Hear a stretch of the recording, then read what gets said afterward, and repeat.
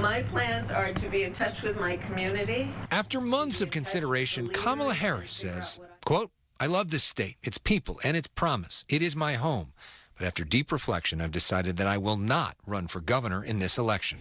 I certainly weighed in and shared with her my thoughts. Democratic Congressmember Sidney Kamlager-Dove is thinking about advice that Harris offered her back in January. She said, make sure that the decisions that you make are right for you.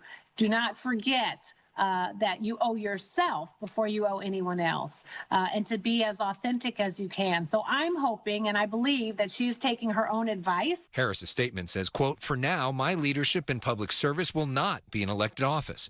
I look forward to getting back out and listening to the American people, helping elect Democrats across the nation who will fight fearlessly, and sharing more details in the months ahead about my own plans." I could certainly see her, running a think tank. I could certainly see her taking the helm of a law firm. Voters that Fox 11's Christina Gonzalez spoke with think Harris isn't quite done with politics yet. Maybe she's planning to run for president again. I voted for Harris in 2024. I wouldn't have supported her if there was, a real primary. She always played the game, and I never was that interested in her. As for the California governor's race, almost all the major Democrats who are running put out statements praising Harris, while the Republicans running bashed Harris's record. The fact that she has now made this decision at the end of July finally allows the California 26 governor's race to begin. Dan Schnurr teaches politics at USC, UC Berkeley, and Pepperdine. He says with Harris out, candidates are furiously calling her donors right now. Maybe if you're a Democratic donor, put your phone on airplane mode. Maybe just for a couple of months. Businessman Rick Caruso says he'll decide whether to run for LA mayor or California governor, quote, after summer. Just this week, he posted photos with former San Francisco Mayor Willie Brown, showing him the Capitol, after Brown recently suggested he'd make a good governor.